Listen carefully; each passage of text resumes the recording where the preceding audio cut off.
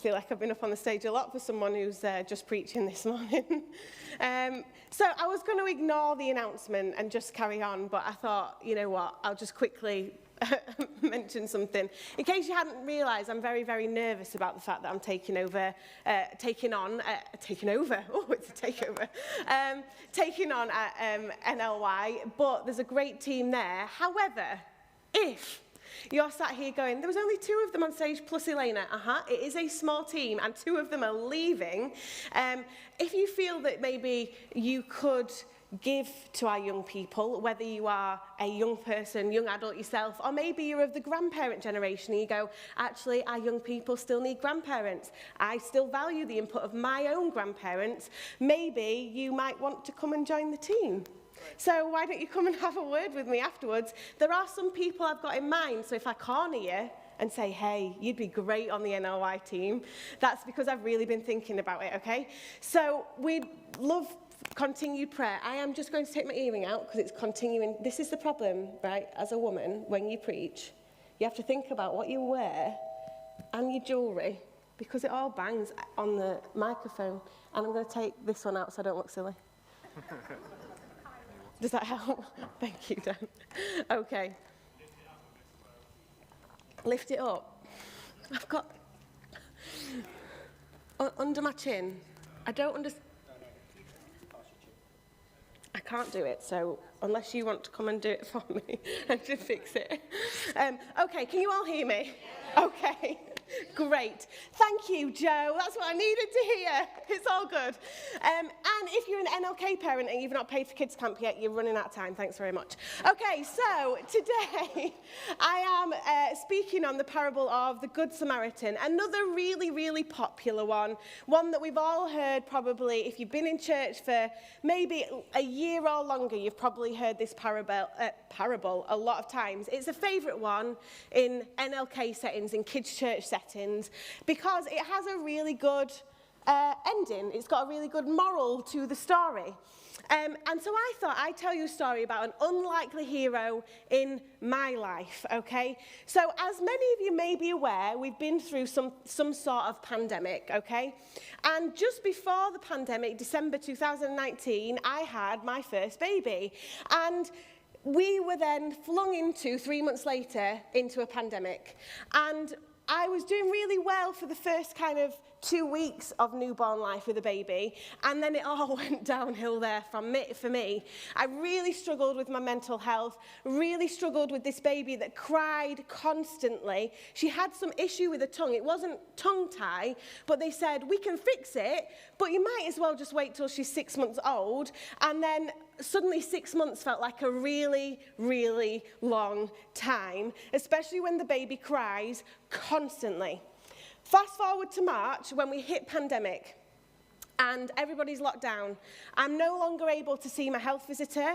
I'm no longer able to go to any baby groups that I'd only just managed to get to. And I'm no longer able to get help from my mum and dad, who had just moved down the road, who had moved up so that they could be closer. And now I'm no longer able to get help from them. A few issues I have with the decision made by the government in that aspect, but we got on with it. Then Dan got sick. Dan got really sick, and we had every thought that it was COVID. And because I was asthmatic, and at the time, the rhetoric around COVID was, if you have any breathing issues and you catch COVID, you will die. We were terrified. And so we locked Dan away in the spare bedroom, home testing, you know, there wasn't the lat flow test and stuff like that. It wasn't easy. And so we ordered a test, and it took him a week to get a test to us. Well, by that point, the test is null and void because Dan's been locked away for a week anyway. So he's locked away in the spare room, and I am left with a baby who doesn't sleep, who cries consistently, who wasn't putting any weight on, didn't like feeding, and we hit a heat wave. And so I was just like, I am in so much trouble. And I remember putting Abigail down in her crib. She was screaming her eyes out. And I rang my mum and said, I can't do this anymore. It's done. I don't want to do it. I can't cope with the baby. My husband's sick. He could die. If I catch it, I could die. And if she catches it, she could die. And we're all going to die in the house and no one will know. And so, yeah, this is the catastrophizing version of my brain, okay? And so I panicked. And my mum said, right, what will happen is I will move in with you and we will just figure this out together. So once she came into our house, that would be it. Door's locked. You can't leave, Mum. You're here forever. But the problem was that my mum also cared for my elderly grandparents. So throughout the pandemic, she cared for them and would go and do their shopping for them and make sure that they had everything that they needed, because as the elderly generation were also told, if you catch COVID, you will die because you're vulnerable. So we were trying our best to make sure that they were protected, and my mum's going, but you need help. And so my mum was now weighing up the decision, look after my parents or my daughter and granddaughter. And the unlikely hero in the story, she's not in here to hear it, was my sister, who stepped up and said, I'll move in with her.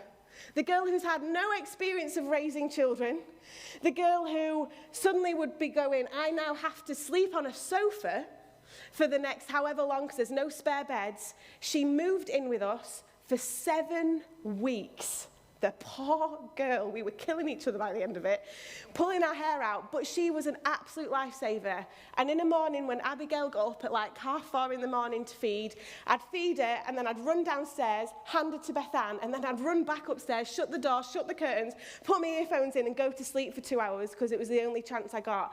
And bless her, Beth Ann was standing in the living room rocking this screaming baby, and she literally saved us during that time. And then when Dan got better, he was still really weak, so Beth Ann stayed for longer, and she was my unlikely hero in the story.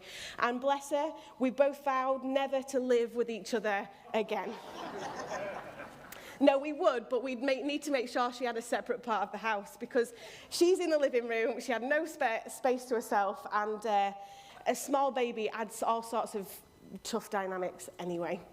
So yes, she was my unlikely hero. So today I'm talking about the Good Samaritan, really well known, and we know who the unlikely hero is if you've heard this before. So I'm just going to read it for you from Luke 10. Luke 10 verses 25 to 37, and it says this. On one occasion, an expert in the law stood up to test Jesus. Teacher, he asked, what must I do to inherit eternal life? What is written in the law, he replied. How do you read it? He answered, love the Lord your God with all your heart and with all your soul and with all your strength and with all your mind, and love your neighbour as yourself. You have answered correctly, Jesus replied. Do this and you will live. But he wanted to justify himself. How many times have we done that? So he asked Jesus, and who is my neighbour? In reply, Jesus said, a man was going down from Jerusalem to Jericho, which is a really long way, when he was attacked by robbers. They stripped him of his clothes, beat him, and went away, leaving him half dead. A priest happened to be going down the same road, and when he saw the man, he passed by on the other side. So too a Levite, when he came to the place and saw him, passed by on the other side. But a Samaritan, as he travelled, came where the man was, and when he saw him, he took pity on him. He went to him and bandaged his wounds, pouring on oil and wine. Then he put the man on his own donkey, brought him to an inn, and took care of him. The next day he took out 2 denarii and gave them to the innkeeper. Look after him, he said, and when I return, I will reimburse you for any extra expense you might have. Which of these 3 do you think was a neighbour to the man who fell into the hands of robbers? The expert in the law replied, the one who had mercy on him. And Jesus told him, go and do likewise. See, the shocking part of this story is that Jesus used a Samaritan as the hero in the story. If you know anything about Jewish culture back in the day of Jesus, Samaritans were the lowest of the low. They were the enemy. They were the ones that we spoke down about. In fact, there was even a famous prayer that many Jewish people used that started, thank God that I'm not a Samaritan. And it went on to say also that I'm not a woman, but that's a preach for another day. So thank God that I'm not a Samaritan, yet Jesus chose a Samaritan to be the hero of the story. And he was an unlikely hero because it was a wildly uncomfortable concept. The fact that someone who the Jewish people said, well, they're not worthy of worshipping our God, the Jesus who worshipped their God said they are worthy. The Jesus that was stood in front of them, who we worship and who we celebrate, said that the Samaritans are worth everything because they are the hero in my story. And so it was a shocking revelation to the people of the time. You see, the religious person who had asked the question of Jesus was trying to trip Jesus up a little bit. He was trying to show that he was quite clever because he could have just left it with, and love your neighbour as yourself. Jesus said, yeah, you've got it right, absolutely spot on, no problem. But instead, the religious guy goes, and tell me who my neighbour is, Jesus. Because of course Jesus isn't going to turn around and go, it's the person that you see as a dog down the road. You see, in the days of Jesus, dogs and pigs were pretty low on the scale, and Samaritans were classed as lower than that in so many circumstances that we hear them talked about. And yet, Jesus uses a Samaritan to show how the love of God really should be expressed.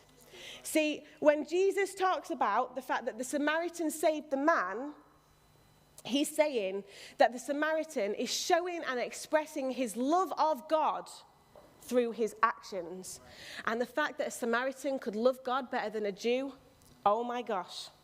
You see, the Samaritan had every right, like the priest and the Levite, to make excuses as to why he could not save the man, as to why he could not stop at the side of the road. And here are a few of the reasons. Cleanliness. The priest and the Levite both knew that if they stopped to help the man and got blood on themselves, that they would now need to go through a cleansing ritual because they were now unclean. Which meant that they might not be able to step into the temple, which meant that they may not be able to do some of their other religious ceremonies because for however many days, I think it was 7, something like that, Dan's kind of nodding at me, they would not be allowed to go into the temple because they needed to be clean, and blood was seen as being unclean. What about safety? Genuine concern. This guy's been robbed, mugged, and left for dead. And if I stop to help him, what will happen to me? Will I be robbed? Will I be taken advantage of? Are the robbers hiding somewhere and they're going to come and get me? You see, because the sort of place where these guys were traveling, there wouldn't have been anyone to shout for help for. That's why nobody knew that the guy had been robbed and left for dead, because nobody had seen it happen. Holiness, and I've just touched on this, but the holiness which they equated to being holy and being allowed in the temple would have been tarnished through blood. And also, who is the man on the floor? Because I don't know who it is. Oh, and actually, Jesus doesn't tell us who the man on the floor is. Some of us have come to conclusions that it could possibly be a Jewish man. It could possibly be a man of wealth, but Jesus doesn't tell us any of that. In fact, the only thing that Jesus does tell us is 1, it was a man, and 2, the man was robbed and left for dead. And the whole point of that is really, I found fascinating. So I would listen to a podcast yesterday, something called Two Texts, by my dad and a guy called David Harvey. And these two are scholars. They've researched Jewish law. They understand the Bible. They've done lots of research. And a point they brought out that I had never ever heard before was this. Jesus didn't tell us the identity of the person lying on the ground because it wasn't about the person's identity. It was about the action of the others. Because if we make it about the identity of the person, we can make loads of excuses. We can go, well, hold on a minute. If the Samaritan knew it was a Jew, he may have gone, washing my hands of this, I am walking away. But he doesn't know whether it's a Jew or not, because someone lying bleeding on the ground with no clothes on doesn't have very many identifying markers. See, what happens when we put someone's identity over our actions of service towards them or for them? None of the information about the man matters. Was he black or white? No idea. Was he gay or straight? Haven't got a clue. Was he Jewish or Gentile? Still don't know. But yet the Samaritan still chose to help, and strangely, the priest and the Levite still chose not to help. It could have been one of their own, and they still left them to die on the side of the road. What Jesus is saying here is that there's no excuses. Whether you know the identity of the person in need or not, Jesus isn't judging that, he's judging your behaviour towards them. Our actions towards a person should always come above the circumstances in which that person finds themselves. You see, sometimes we may walk past people and go, well, you put yourself in that situation so you can get yourself out. Have you ever heard yourself do that? Maybe as a parent or someone that's worked around children or been around kids, well, you got yourself up there, you can get yourself back down. And then the kid comes falling down, bangs their head, well, it serves you right, you're the one that got yourself up there. Now, I have an issue with that on so many levels, but Jesus is saying, I'm not telling you what the circumstance is. It doesn't matter what the circumstance is. Each person deserves love. Each person deserves help. So, here's the difficult question. What are your excuses? What are my excuses? What are some of the excuses we sometimes come up with? Genuine excuses. So some of these excuses from the priest and the Levite, they were genuine excuses. They would have made their lives a little bit tricky for a while. But we sometimes put our excuses above our service of other people. So here are some of the excuses that I have come up with over time.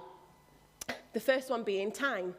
I don't have time to help this person. If I stop to help this person, or if I stop to give time or whatever, I now am robbing time from myself.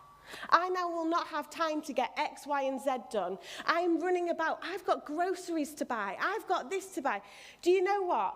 If Wendy Bainbridge, who runs Open House, said, I don't have time to feed the homeless because it takes up something like 5-6 hours of her day on a Wednesday, then how many homeless people would have been left hungry every single week? But yet, she puts the time excuse to one side.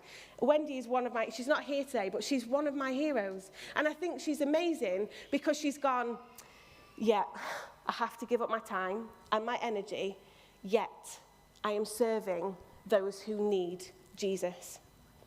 What about our ability? A genuine excuse. I don't have the ability to help this person. Maybe I am not strong enough to lift the man up off the floor. Maybe I don't have the right education or the right... Hey, listen, we all have the ability to point people in the right direction. Just because you are not a certified counsellor doesn't mean you can't point someone to someone who is. Just because you are not a marriage therapist doesn't mean that you just leave people dying in the road. You go, hey, let me find someone who can help. Because although you might not be fixing the problem, and that's okay, you are finding a way to help people get to a place where they can. Look, all you can do is love people, and what they do with it afterwards is their responsibility. See, if the Samaritan had picked up the man off the road and taken him, got him cleaned up, and then the man had gone, well, you know what, now that I'm better, I'm just going to walk up. We don't know what the ending of the story is. And the man had gone, well, I'm not going to say thank you. I'm not going to post it on social media and say what a great guy he was. I'm not going to stand up in the temple and say, guys, I was saved by this Samaritan, so we all should love Samaritans. He could have just walked away and they'd have never heard from each other. And so often we want someone to say, thank you so much. Thank you for your time. Thank you that you've given of yourself. And it's nice to hear that. I'm not going to pretend it's not. But when that's our driving factor, you will always be disappointed. And that's when you hear people say, I'm never doing it again. I'm never going to help them again because I didn't get out of it what I hoped to get out of it. I'm not sure Jesus felt like he got the gratitude out of dying on a cross that maybe he deserved. Just saying.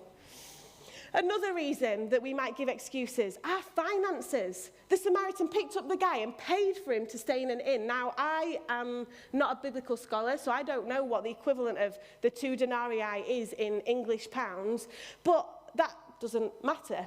because our finances are attached to us. Anyone else feel a little bit like, yeah, you want my money? Do you not know we're in the cost of living crisis? Do you not know it cost me £99 to fill up my car? Yeah, the sick feeling that we had when we watched the numbers keep going, I'm going, oh Lord, thank you that we have the money to fill up the car. But so often we put finances in the way. Now listen, I'm not saying that you just go around going, do you need help? Here's £500. That's lovely if you feel that God said that. But what I am saying is, don't let finances stop you from helping somebody. That it's not always you don't always need to give out money, but what can happen is, hey, we're trying to teach that we help people, and if that costs us financially, that's okay. It doesn't mean giving out wads of cash. It means helping people in the best way we can. That might mean driving someone somewhere, and you're going, but it's just cost me £99 to fill up my car, and they're not about to give me petrol money. It's true. Yeah. I could put that person up in my house because they're in need, or I could pay for a hotel, but either way it's going to cost me. Or I could find a shelter for them to stay in, but either way it's going to cost me in some sort of way. See, when we put cost above person, we've kind of lost the point. We've kind of missed out on the point. Here's another couple of excuses we sometimes give.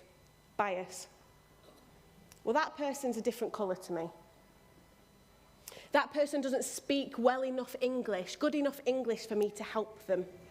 That person is of a different gender to me, or a different sexuality to me. So therefore, God loves you, but I'm just going to take a couple of steps back because I don't want to get caught up in this. And that's an uncomfortable place to come to where you recognize your own biases. I don't think anyone's a bad person for having a bias unless they use that against people. We all have biases. But what we should be doing is recognizing it and going, but this is my bias. For whatever reason, the world I've grown up in has taught me that this is okay. But God teaches me that all people are equal. God teaches me that the identity of the person I'm helping does not matter. What about fear? Fear of helping somebody. Fear of what that will do to you. Fear of what that will look like. The perception of it. Oh my goodness. I mean, I've grown up in church all my life, and perceptions are one of those big things talked about. Does it look okay? Even though under the surface it might not be.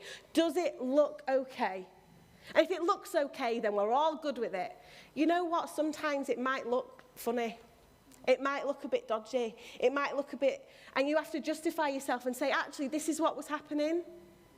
But when we put people first, when we put God first in helping his people, sometimes we're going to have to come up against criticism. Yeah. Sometimes we are going to have to come up against hard moments where we have to go, yeah, I can see what that looked like, but here's what happened. Look, listen, protect yourself in those moments. Try really hard not to put yourself in a situation where you're going to come out of it going, oh, everybody thinks that something's going on that's not going on. Try and protect yourself in it. But listen, people first. And you might disagree with that, and that's okay. But I grew up in a world where it mattered more what it looked like than what was actually happening sometimes. And I just kind of had enough of it. I've kind of got to the place where I go, people have been let down because it looked one way, but they needed Jesus. And we let them down. Maybe it's a fear of, I've done it before, I've helped people before, and I have been stung before. Haven't we all? Haven't we all had moments where I've helped that person and then they've spoken badly of me behind my back? Or publicly. That's always fun. How about I've given this to this person and then they sold it? Once you give, it's up to them.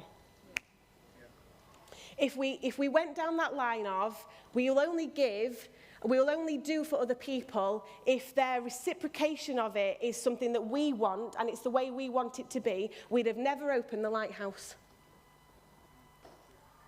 Because if you speak to any of the staff there, you will know that it's not always work out the way they thought it might work out. People haven't always reacted or behaved in a way that they expected them to. Having to maybe replace a carpet in one of the rooms because a resident decided to behave in a way that ruined the carpet because he was leaving. But we still keep loving people. We haven't cordoned off that room and gone, no more. Bought a new carpet, replaced it, or it's being replaced, and someone else will move in next. Fear can stop us so often doing the very thing that God is asking us to do. And my final one, and there's probably a million more, but an inflated sense of self. Ooh, squeaky bum time. It's a bit uncomfortable to think about that. But an inflated sense of self. I'm better than this. I'm better than them. I've not let myself get into that situation. Hey, great, good. I'm so glad that you have not found yourself at rock bottom, but what happens when you do? And we need somebody to love on us. And the person that we left lying in the dirt walks past us and goes, no way. We don't do it because we want back. We do it because we love people and we want the best for them. But as a white middle-class woman, it's easy for me to go, well, I've got life, I own a house, I've got a car, I've got a nice life, I've done everything that I should do, I've kind of done most things right, and so you've got yourself in that situation, you should have done what I did. No, not everyone has the same starting point.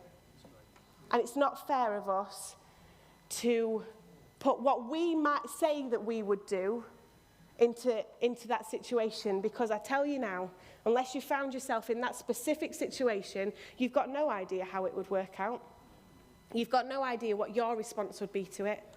And so as followers of Jesus, we need to take all that, wrap it up, and boot it out and go, none of that matters.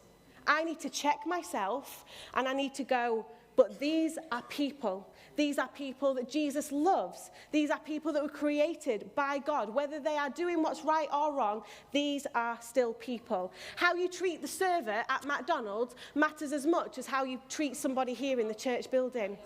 And I have been around people long enough that when you've sat with them and you've gone, I can't believe that you would speak to another human being like that. I worked at a sports shop for 3 years, and I couldn't get over how many people treated me like dirt purely because I was a server in trackies at the till instead of going, she's a human being. Yeah. And there were people from churches in the town that I lived, and I knew that they went to church, and they didn't recognize me, and they treated me like rubbish because they didn't think anyone was watching. Here's the thing, how you treat somebody who's serving you pizza at Pizza Hut, how you treat somebody who is checking your baggage in at the airport if you get to go on an aeroplane, because that's fun. How you treat, people are laughing at me. How you treat people in every situation and circumstance is a direct reflection of how we treat God, of how we think about God. They are his children, and we need to do better. We need to be better. And you might be sat there going, oh, I have lost it.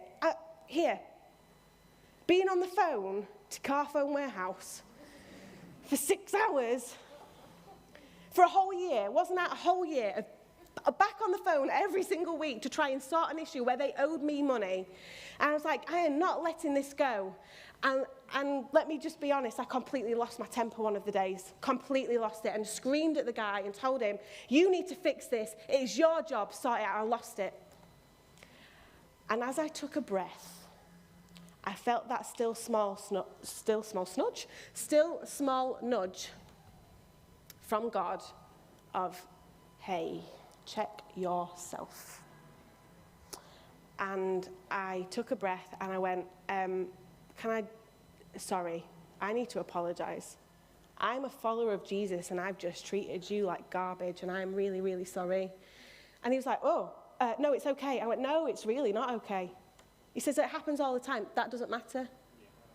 What matters is that how I treated you is a direct reflection of how I think of Jesus is a direct reflection of what I think you are, of who I think you are, in the eyes of God. And so, listen, we all get stuff wrong, we all get into arguments, we all lose our temper, this happens, but it's the response afterwards which is actually really important. The Bible says, love the Lord your God with all your heart, soul, and mind and strength, and love your neighbour as yourself. The two are connected. Therefore, our love of God and our behaviour towards his people are inseparable. They are linked. They are as one. How you treat your neighbour is how you believe you should be treating God. And we go, whoa, no, of course not. I would never speak to God like that. Well, why not? Because it's wrong. Because it's rude, because it's unkind, because it's not loving, because it's not patient, because it's got no self-control. Well, don't treat other people that way either. Listen, people rile us up. I work with children. I'm about to work with young people. They know how to press buttons. And yet they deserve as much respect as God does. They deserve as much care and love in the way I speak as anybody else. I hate the fact that people go, well, children should just do as they're told. You haven't respected them. It's probably a preach for another day. Often we focus on the law, the rules surrounding our Christian faith, much like the priest and Levite focused on the rules that were surrounding their faith that meant that they left the love to one side. And when we focus on the law and we make that more important, and we go, well, I need to focus on the things that please God. I need to make sure I'm praying. I need to make sure that I read my Bible every day. I need to make sure I'm fasting. I need to make sure I'm tithing. Listen, these are all important things. But without love, it's like a cymbal just making a massive big gong somewhere in the Bible. Without love, what's the point? Without love, these are all just things we're ticking off and going, I'm doing these things because it's going to get me into heaven. It's all going to be great. God is asking us to love people. And when we put law over love of people, we put law before God. When we put law over love of people, we put law before God. I have grown up in church, and I've heard the phrases used about these silly religious people in the Bible who added 660-something laws on top of the 10 that God had already given them. How silly. Why would they do such a thing? God has already given them... Oh, sorry, Siri's talking to me. God has already given them 10 laws, and yet they are adding another 600 and something. That's so silly. And I've heard Christians talk about it and go, oh, we're not like the Israelites who didn't listen to God, and we wouldn't do that, and we wouldn't add all these laws. But yet I've grown up in church where it's been, oh, are you really wearing that to church? Is that appropriate? Anyone ever heard that? Oh, you have a tattoo. What would your father say, Elena? He paid for it. Thank you, KD. Oh, I heard that you went to the cinema last night. This is something that I heard was a thing back in the day, that Christians weren't allowed to go to the cinema. There's Christians nodding at me going, yeah. People getting taken off serving at church because they went to the cinema. Really?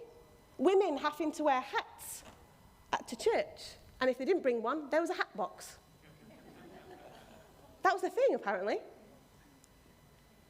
But that's us putting law, our laws, our rules, over the love of people. Because can I just say, someone walks into church and the first thing you say is, why have you got a hat on?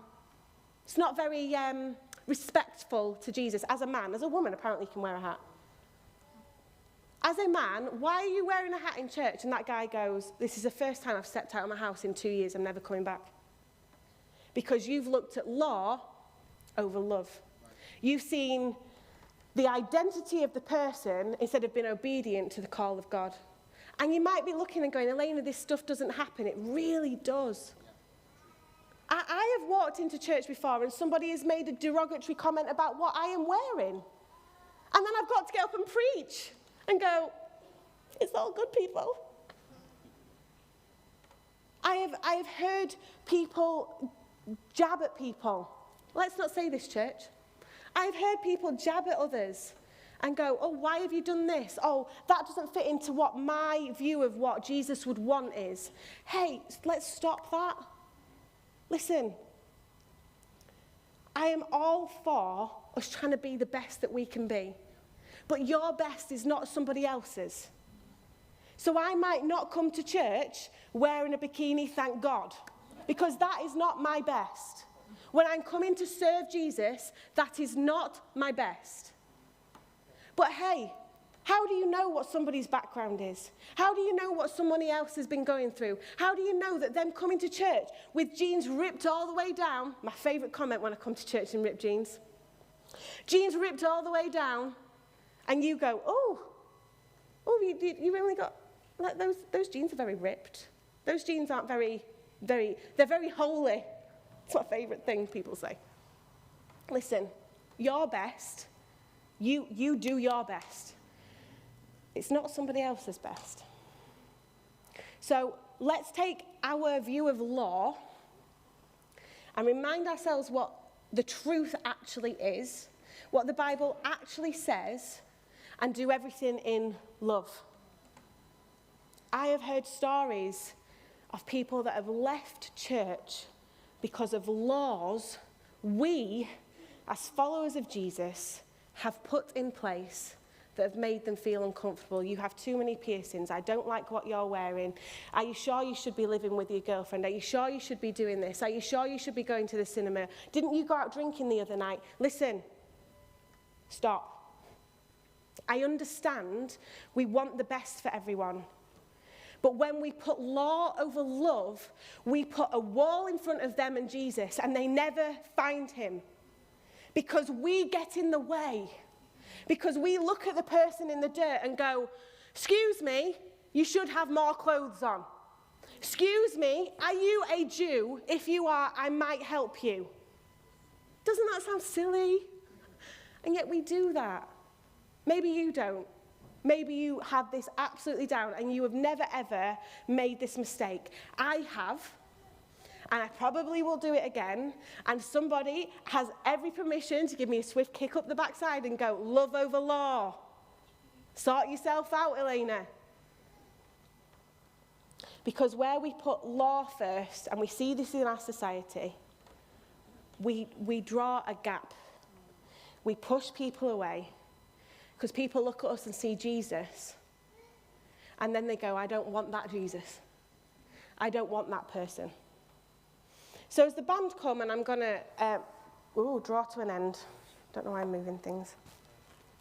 I want to encourage you and myself, because I am human, and I get this stuff wrong, and some of you may have found yourself at the end of me getting stuff wrong.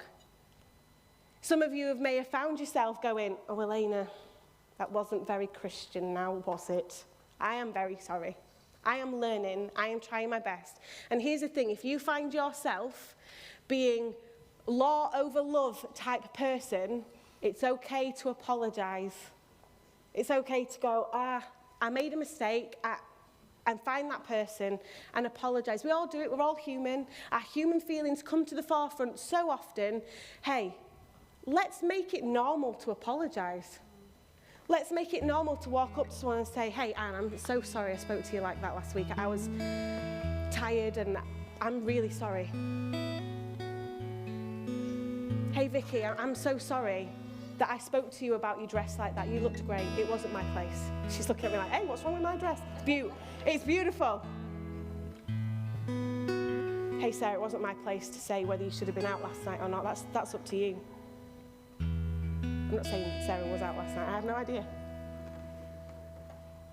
Let's make it normal to apologise to people when we get this wrong. Let's untangle ourselves from law and drown ourselves in love. Let's take the laws that we have added and said, well, I can't help this person because it'll make me unclean. Jesus came to eradicate that stuff. Jesus came to say the laws that we've put in place, that we have added as humans, are not what God has put in place. If you're not sure, there's the 10 Commandments. If you're not sure, let's read our Bibles and learn. Jesus came to take the messiness of law and replace it with love. Because if it was about law, there is no way on this earth Jesus would have died on a cross. There is no way on this earth he would have spent time with prostitutes and tax collectors.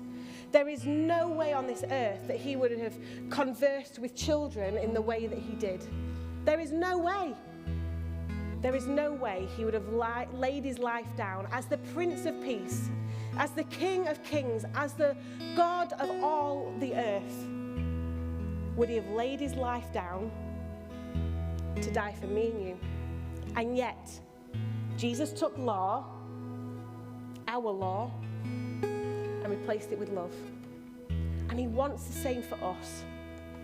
See, whether the person in front of you is someone that you love or not, whether you know something about their identity or not, whether they've put themselves there or not, our job is to love.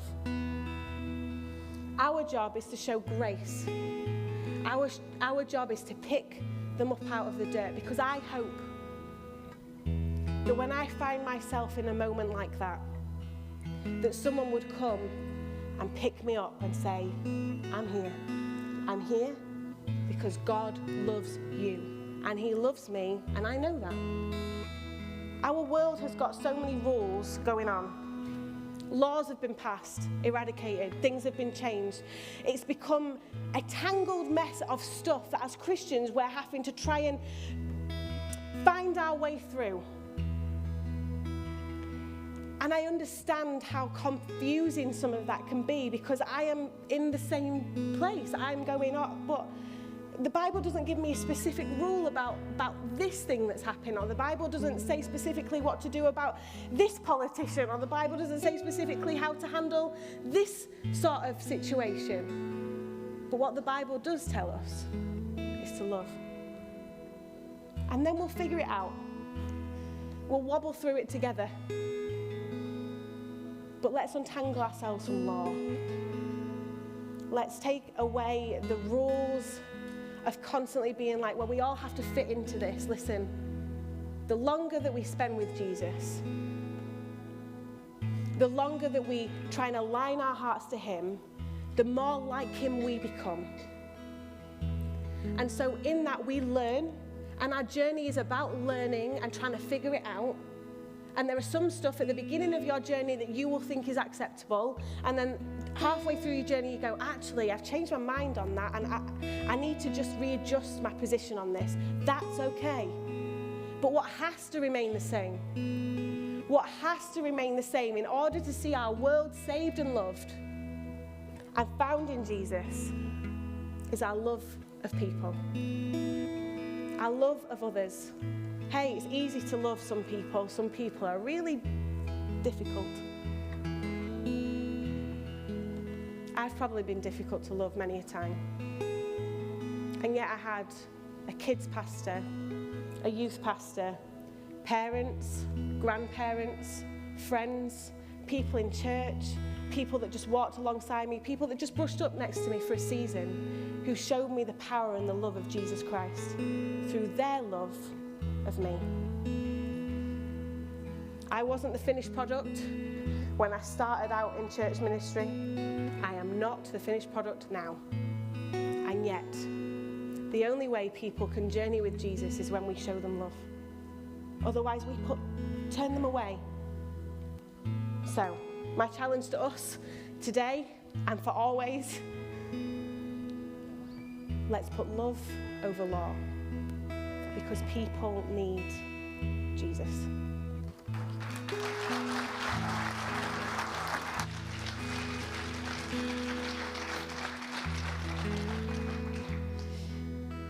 What a challenge, eh? Incredible thoughts there for us to not just hear today and think, oh yeah, great preach, but actually let's think on that throughout our week. Let's take that. We're going to come take communion in a few moments, and if you ever wanted the ultimate act of love, then Jesus dying on the cross is that ultimate act.